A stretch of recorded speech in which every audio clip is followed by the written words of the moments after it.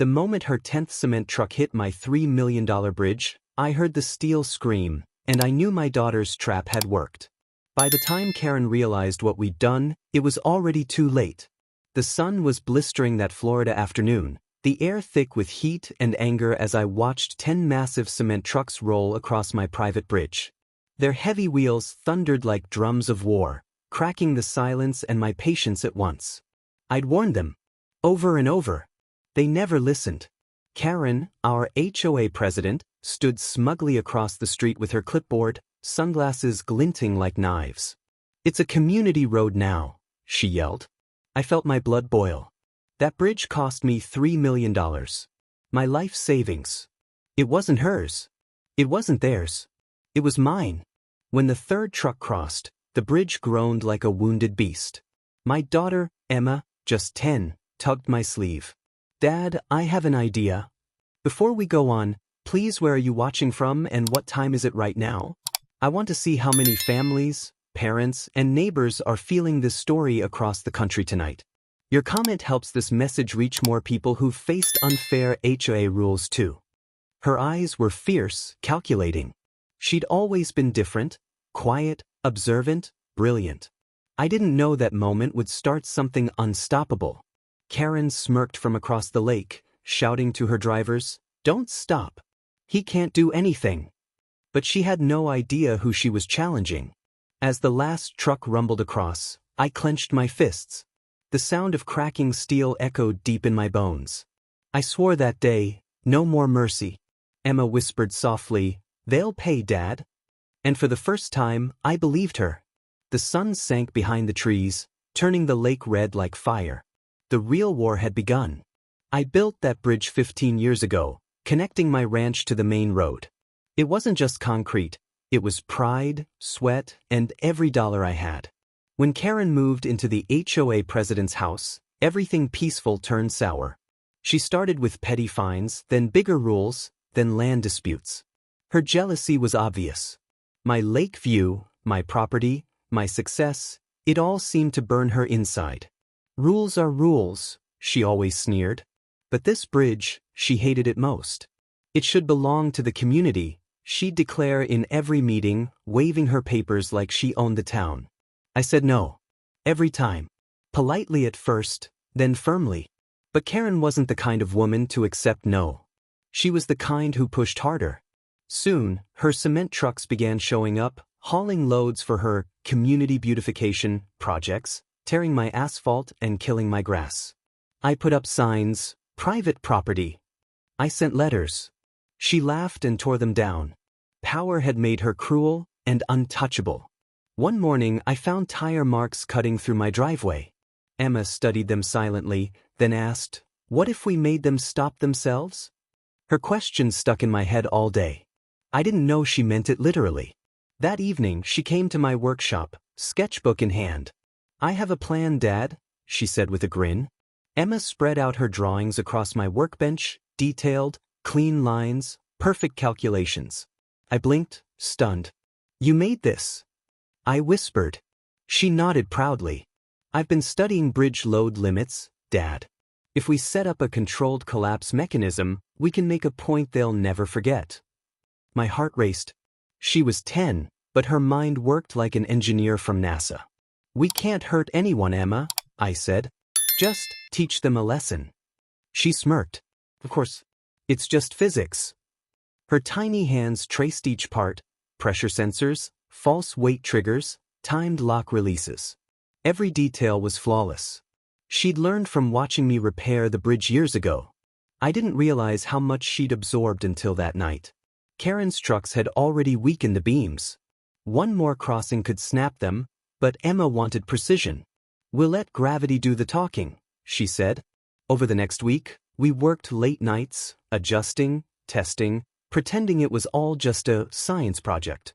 She wore her red hoodie every night, hair tied back, eyes glowing under the garage light. "They won't see it coming," she whispered. By Thursday, the plan was ready. A soft wire hidden beneath the decking, waiting for the right weight, exactly 10 trucks. Friday would be sunny, Karen's favorite inspection day. It would also be the day she lost everything. Friday morning arrived bright and golden. The kind of Florida day where the air smells like salt and promise. But for me, it reeked of revenge. I stood by the window, watching Karen's convoy line up across the hill. 10 trucks again, shiny and smug like her. Emma joined me, sipping orange juice from her favorite mug. "Everything's ready," she said calmly, like a weather report. "Are you sure?" I asked. My voice trembled, not from fear, but from the weight of justice. "Dad," she smiled, "trust the math." Down the road, Karen barked orders at her drivers. "Cross fast. He can't stop us anymore." Her laughter carried across the wind like poison. I stepped outside, pretending to fix the fence, while Emma watched from her tablet, monitoring the bridge sensors she'd built from spare parts. The first truck crossed. The second followed. The bridge held. My palms sweated. By the fifth truck, I saw small vibrations ripple through the steel. "Now," I whispered. Emma shook her head. "Not yet." "Almost." Karen cheered as she watched the sixth truck roll over, smug and certain of her victory. Then, the seventh truck hit the midpoint. A sharp metallic crack echoed like thunder. Emma's eyes widened. "Now." The bridge shuddered violently, birds scattering from the treetops. Karen's grin vanished. The trucks froze mid-crossing. Then steel screamed. I'll never forget that sound, like the earth tearing itself apart. Bolts flew. Concrete chunks crashed into the lake below. Karen shouted, "Stop! Reverse!" But it was too late. The seventh truck tipped sideways, dragging two others into the collapsing span. Emma stood beside me, her face pale but steady. "It worked," she whispered. "It's collapsing exactly where the weak points were." I rushed forward as the structure groaned again, the last beams twisting, giving way beneath their weight. A giant splash roared from below as the trucks plunged into the water, cement mixing with lake mud in a cloud of chaos. Karen screamed in disbelief, her clipboard falling into the dirt. Her empire had sunk, literally. No one was hurt, thank God. The drivers climbed out, wet and furious, shouting about who was to blame. I stood still, heart pounding. "That's what happens when you cross someone's bridge uninvited," I muttered. Emma looked up at me with quiet pride. Lesson delivered. Karen turned to me, face red and trembling. "You'll pay for this," she spat. But deep down, we both knew it was her turn to pay. The next morning, local news trucks crowded the road. Headlines screamed, "Bridge collapse destroys itch equipment, owner claims sabotage." Karen strutted around pretending to be a victim. "He caused it. He hates this community," she told the cameras, pointing at me dramatically. But I had documentation, permits, ownership titles, repair receipts. Every paper signed, sealed, and legal. I handed copies to the police officer calmly. "The bridge was private property," I said. "They trespassed." Repeatedly. Karen's jaw dropped when the officer nodded. "We'll investigate, ma'am," he said coldly. "But right now, you're the one facing liability." Emma sat quietly beside me, pretending to read a comic, though I saw the spark of triumph in her eyes. Overnight, the story exploded online. Neighbors divided, HOA meetings turned chaotic. "Karen ruined the bridge," some shouted. "He went too far," others yelled. But the truth was simple, she broke the law. And karma just followed through. That week, 10 cement trucks sat at the bottom of the lake, rusting monuments to arrogance. Still, Karen refused to back down. She filed a lawsuit. She wanted my property seized. I smiled when I got the court notice. The war wasn't over, it was about to get better. The courtroom smelled like old paper and pride. Karen strutted in, wearing her red blazer, eyes blazing with false confidence. Her lawyer spoke first, painting me as a reckless man with a grudge. "He endangered lives for revenge," he thundered. When it was my turn, I stood calmly. "Your Honor, my daughter and I acted within the law. The bridge was private. They destroyed it. We didn't." I laid out the photos, Karen's trucks, the warning signs, the trespassing letters, the footage from my security camera. Her smirk began to fade. Every piece of evidence dug deeper into her facade. Then the engineer's report sealed it. Overloaded by 10 commercial trucks, structural failure was inevitable. Karen gasped. "That's impossible," she cried. "He tampered with it." The judge leaned forward. "Mrs. Crawford, the bridge was privately owned. You violated access laws and caused property damage." Her face drained of color. She looked at me, eyes trembling with humiliation. Emma sat in the back row, silent but smiling faintly, clutching her tiny notepad. When the gavel struck, the courtroom fell silent. "Judgment for the defendant," the judge declared. "Mrs. Crawford will compensate full damages."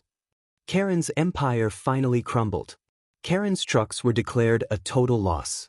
Insurance refused to pay. She had to sell her home, her pride, even her HOA seat. The bridge repair cost was ruled entirely her responsibility, $3 million plus interest. Justice in pure math form. Emma celebrated quietly with a milkshake. "You see, Dad," she said, "numbers don't lie. People do." The neighborhood turned peaceful again. No more trucks, no more shouting. Just birds, wind, and the sound of lake water returning to calm. Neighbors who once sided with Karen now waved kindly. "Sorry about all that mess," one said. "Guess you showed her who's boss." I didn't brag. I didn't need to. Sometimes victory feels quieter than expected, but deeper. Emma became the talk of the town. "That girl's a prodigy," teachers said. "She thinks in blueprints." Karen moved away months later, her pride left behind in the mud where her truck sank.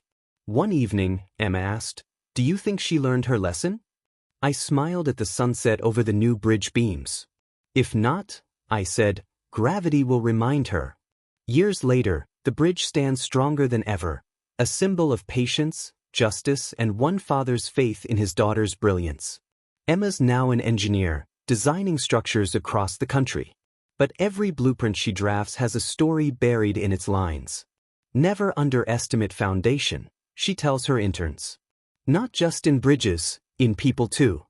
Sometimes I walk across that bridge alone, feeling the weight of memory under my boots, remembering the roar of those trucks.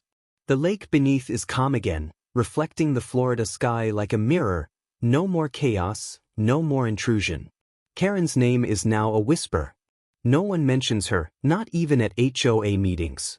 I still keep the court ruling framed in my office, a reminder that truth, like steel, bends but never breaks.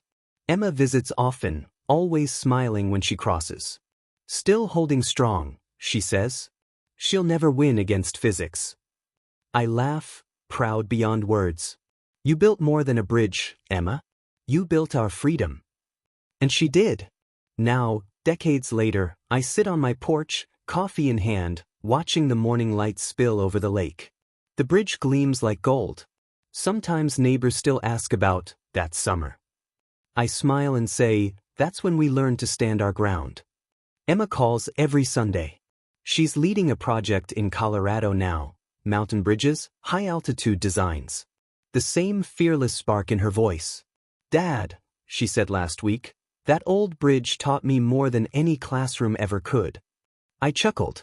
"Taught me too," I replied. "Never cross someone's line, and never doubt your daughter." When I look back, I don't see revenge.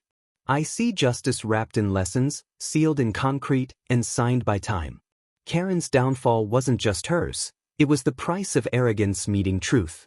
That sunny Florida afternoon still glows in my memory, not for destruction, but for redemption.